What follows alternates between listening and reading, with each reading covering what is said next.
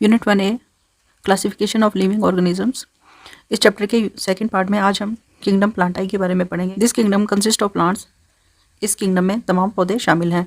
They are multi cellular organism. ये तमाम जानदार यानी ये तमाम पौधे बहुत ज़्यादा सेलों से मिलकर बने हुए हैं। They are also called autotrophs because they can prepare their own food. क्योंकि पौधे अपनी खुराक खुद तैयार करते हैं इसलिए इनको ऑटोट्रॉफ्स कहते हैं। ऑटोट्रॉफ्स वो तमाम जानदार होते हैं जो अपनी खुराक खुद तैयार करने की सलाहियत रखते हैं। There are two main groups of plants, flowering and non flowering. पौधों के दो बड़े ग्रुप हैं। फ्लावरिंग प्लांट्स यानी वो पौधे जो फूल पैदा करते हैं, और नॉन फ्लावरिंग प्लांट्स ऐसे पौधे जिनके ऊपर फूल नहीं लगते। Flowering plants have flowers on their stems. फूल पैदा करने वाले पौधों के तने के ऊपर फूल मौजूद होते हैं। They produce seeds which are enclosed in and are form from flower और फ्रूट्स। फूलों से बीज बनते हैं और ये बीज या तो फूलों के अंदर या फलों के अंदर महफूज होते हैं। Roses, oranges, apples, wheats, rice and sunflowers are some examples of flowering plants. गुलाब, माल्टा, सेब, गंदम, चावल और सूरजमुखी ये सब फ्लावरिंग प्लांट्स यानी फूल पैदा करने वाले पौधों की कुछ मिसालें हैं। Non flowering plants do not have flowers on there stem. ये वो पौधे हैं जिनके तने के ऊपर फूल मौजूद नहीं है। Conifers are examples of non flowering plants. Conifers जो पहाड़ी इलाकों में मौजूद होते हैं नॉन फ्लावरिंग प्लांट्स की यानी फूल पैदा ना करने वाले पौधों की अच्छी मिसालें हैं। Their seeds are not enclose in food. इनके जो बीज हैं वो फलों के अंदर महफूज नहीं होते। They have needle shaped leaves which have seeds inside them. इनके सुई की तरह सुई की शक्ल के पत्ते होते हैं जिनके अंदर बीज मौजूद होते हैं। These leaves spread by wind और water which help in their reproduction.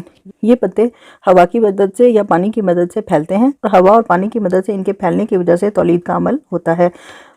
Most non flowering plants reproduce by releasing large number of tiny spores. बहुत से फूल ना पैदा करने वाले पौधे छोटे स्पोर्स की बड़ी तादाद खारिज करते हैं जो कि तौलीद के अमल में मदद देते हैं।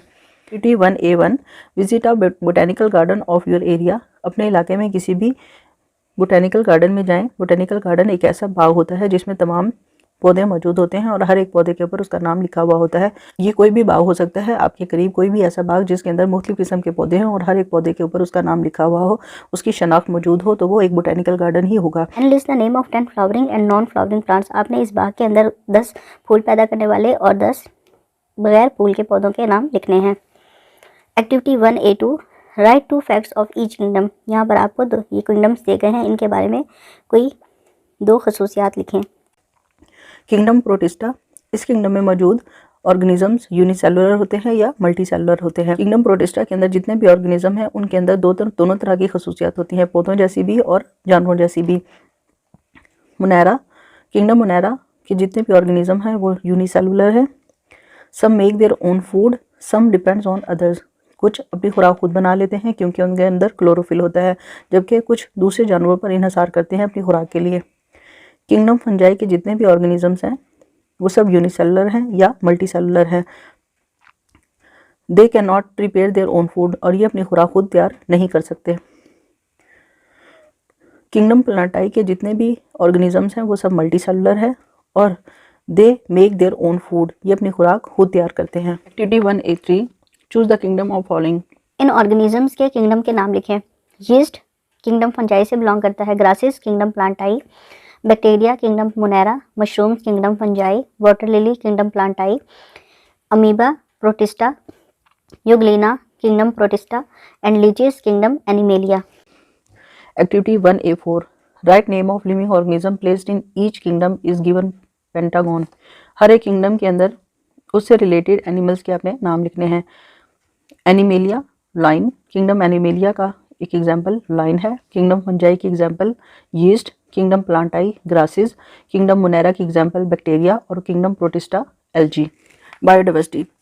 लफ्ज़ बायोडाइवर्सिटी 2 मुख्तलिफ लफ्ज़ों से मिलकर बना है। बायो मतलब लाइफ, डाइवर्सिटी मतलब वैरायटी।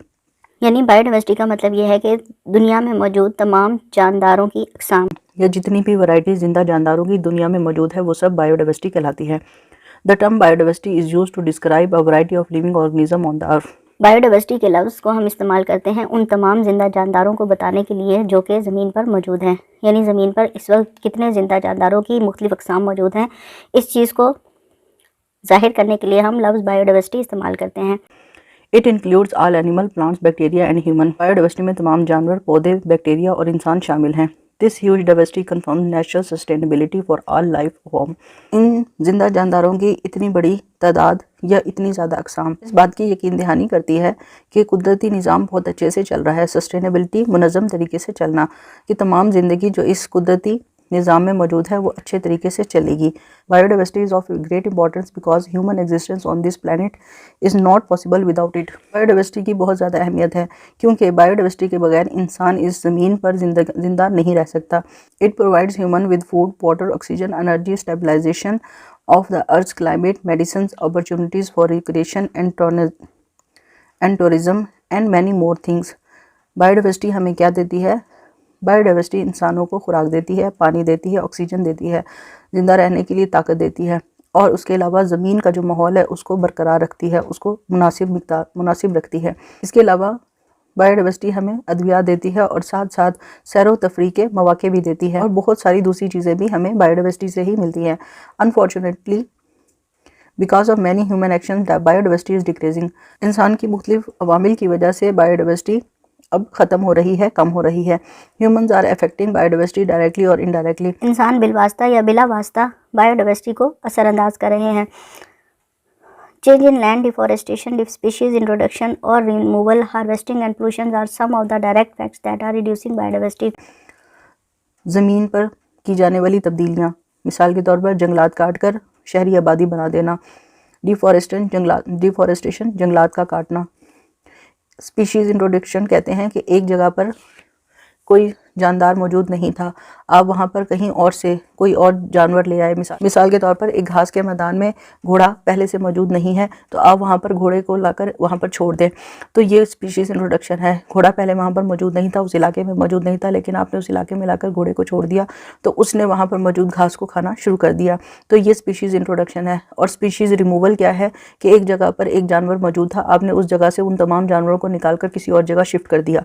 हार्वेस्टिंग यानी किसी भी जगह पर अगर एक फसल मौजूद है या कोई जानदार मौजूद है, आप वहाँ से उसकी काश्त कर लें, उसको काट लें, या कोई जानवर है तो उसका शिकार कर लें। इसके अलावा पोल्यूशन, ये वो तमाम चीज़ें हैं जो कि बायोडाइवर्सिटी के कम होने की वजह बन रहे हैं directly. Due to an increase in population humans are clearing lands to fulfil their needs. बढ़ती हुई आबादी की वजह से इंसान मुख्तलिफ जगहों पर ज़मीन को साफ़ कर रहे हैं ताकि अपनी ज़रूरियात को पूरा कर सकें।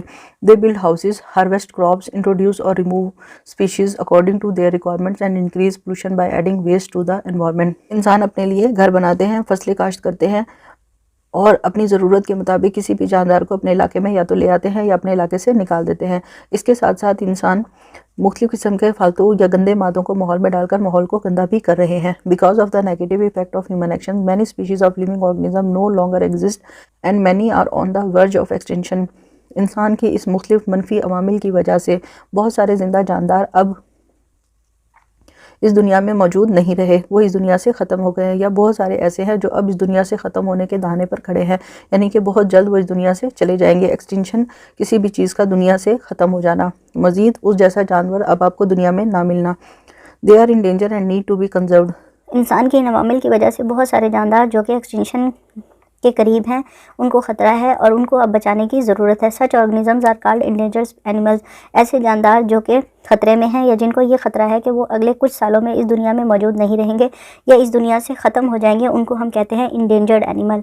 इंडेंजर्ड एनिमल कौन से एनिमल हैं? ऐसे जानदार, ऐसे ऑर्गेनिज़म या ऐसे ज़िंदा जानदार जिनको ये ख़तरा है कि अगले चंद सालों में वो इस दुनिया से ख़त्म हो जाएंगे।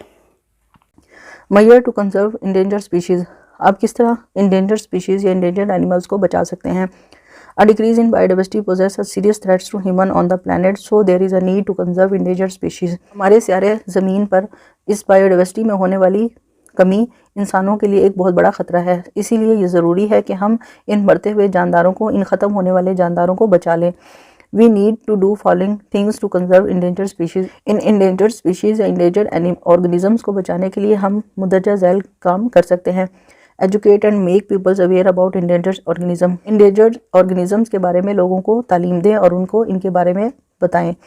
3 R's reduce, reuse and recycle all help to conserve natural resources. चीज़ों के इस्तेमाल को कम करना, एक इस्तेमाल शुदा चीज़ को दोबारा इस्तेमाल करना या किसी भी बेकार चीज़ को दोबारा इस्तेमाल के काबिल बना लेना भी कुदरती वसाइल को बचाने का एक ज़रिया है। Do not pollute the environment, reduce activities that become a source of pollution. अपने माहौल को आलूदा मत करें और वो तमाम एक्टिविटीज़ या वो तमाम अवामिल जो कि आलूदगी की वजह बने उनको कम कर दें। प्रोटेक्ट नेचुरल हैबिटेट, जो कुदरती माहौल दिया गया है कुदरत की तरफ से उसको महफूज रखें। यूज़ रिसोर्सेज रिस्पॉन्सिबली, जितने भी कुदरत ने आपको वसाइल दिए हैं, कुदरत ने जितने भी आपको वसाइल दिए हैं उन सबको एहतियात से इस्तेमाल करें। Use the 3R strategy, reuse, recycle and reduce. 3R strategy जो कि हमने 4th क्लास में भी पढ़ी थी, इसका इस्तेमाल करके हम पोल्यूशन को कम कर सकते हैं। ये 3R स्ट्रेटजी क्या है? रीयूज़, यानी कि आपने एक दफ़ा चीज़ इस्तेमाल कर ली, उसको दोबारा से इस्तेमाल कर लें। अगर वो इस्तेमाल की जा सकती है तो उसे दोबारा से इस्तेमाल कर लें। रिसाइकल, कोई ऐसी चीज़ जो इस्तेमाल कर ली है अब वो दोबारा इस्तेमाल नहीं हो सकती तो आप उसे रिसाइकल कर लें। जिस तरह टूटा हुआ प्लास्टिक वो इस्तेमाल के काबिल तो नहीं होता, लेकिन अगर उसको रिसाइकल कर लिया जाए, किसी और शक्ल में उसको तब्दील कर लिया जाए तो वो फिर से इस्तेमाल हो सकता है। रिड्यूस, अपने इस्तेमाल को कम से कम करें। जो चीज़ एक बार इस्तेमाल करके ज़ाया हो जाए उसको कम से कम इस्तेमाल करें। Obey laws the government has made to conserve endangered animal, वो तमाम कानून जो कि गवर्नमेंट ने बनाए हैं किसी भी मरते हुए जानदार की हिफाजत के लिए, उन सबको आप उन पर अमल करें। Activity 1A5, choose N endangered animal of your choice and complete the following information. अपनी मर्जी से आपने कोई भी एक जानवर का नाम लिखना है जो कि अब दुनिया में ख़त्म हो रहा है या जिसको ख़तरा है कि वो अगले चंद सालों में मर जाएगा, और उसके मुताबिक इन इन्फॉर्मेशन को कंप्लीट करें। हमने इंडस डॉल्फिन का एनिमल को सिलेक्ट किया है जो कि दरियाओं में मौजूद एक जानवर है। इसका ताल्लुक किंगडम एनिमेलिया से है। ये पानी में मौजूद होता है, पाकिस्तान में ये मौजूद है। वर्ल्ड लोकेशन इसकी पाकिस्तान है। इसके ख़त्म होने की बड़ी वजह काजेज़ ऑफ एंडेंजरमेंट, मतलब ये कि ये किस वजह से ख़त्म हो रहा है या इसको कौन से ख़तरात लाक हैं, तो ओवर हंटिंग यानी बहुत ज़्यादा शिकार इसकी मरने की सबसे बड़ी वजह है। इंडस डॉल्फिन दूसरी फिशेस को खाता है। इसकी खुराक कौन सी क्या है? फिशेस। इसका दुश्मन कौन है? एनिमी ह्यूमन है। वेज 1 कैन हेल्प, किस तरह आप इसको बचा सकते हैं? स्टॉप ओवर हंटिंग, आप इसकी ओवर हंटिंग को रोक दें तो ये बच जाएगा। तमाम चैप्टर्स की कंप्लीट सॉल्व एक्टिविटीज़ और एक्सरसाइजेस के लिए वेबसाइट www.abdirinfo.com पर विज़िट करें। किसी भी क्लास के साइंस या बायोलॉजी के लेक्चर्स हासिल करने के लिए चैनल को सब्सक्राइब करें और कमेंट बॉक्स में डिमांड लिखकर मैसेज करें।